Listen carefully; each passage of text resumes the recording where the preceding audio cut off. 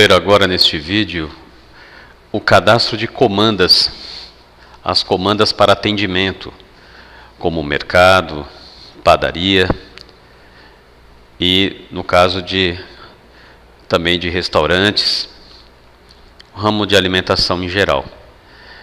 A comanda é cadastrada para que você possa ter um controle dentro da sua empresa do que está sendo consumido em cada comanda.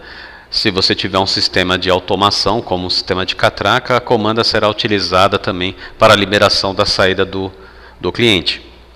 Tá? Essa comanda, no nosso sistema, ela trabalha de duas maneiras.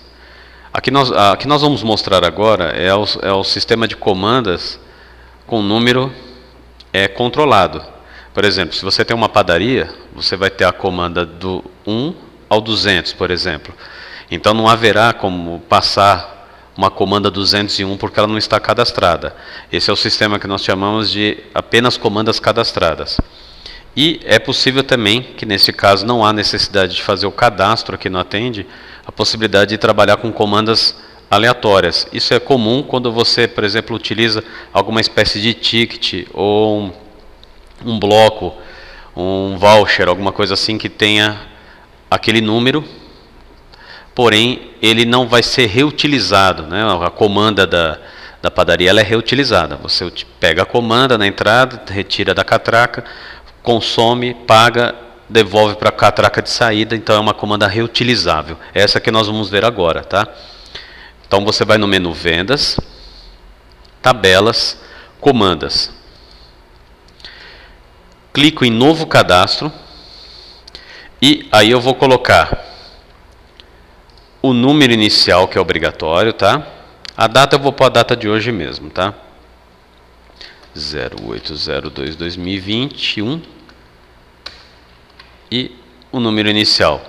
Vou usar o exemplo da padaria. Então a comanda 1 é a inicial e a 200 é a final, tá?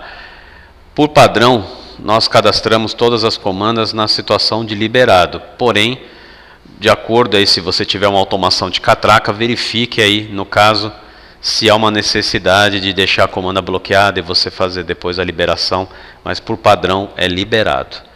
E também não tem limite.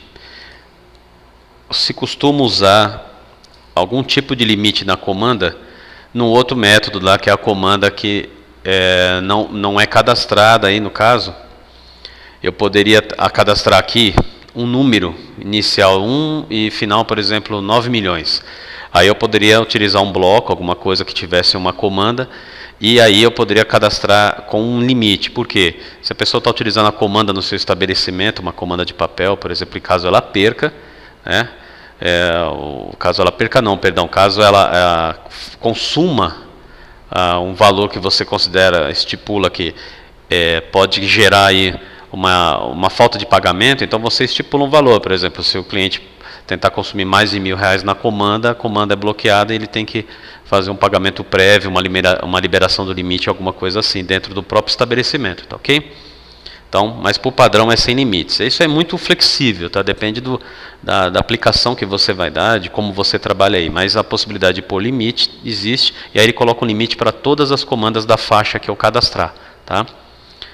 Aqui no caso, nós estamos fazendo um exemplo como padaria.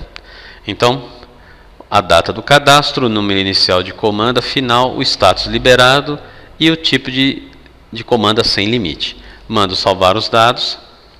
Ele vai gerar as comandas, tá? E depois ele vai listar aqui todas as comandas. Ó, informação gravada com sucesso. E ele cria todas as comandas para mim aqui no status liberado, tá?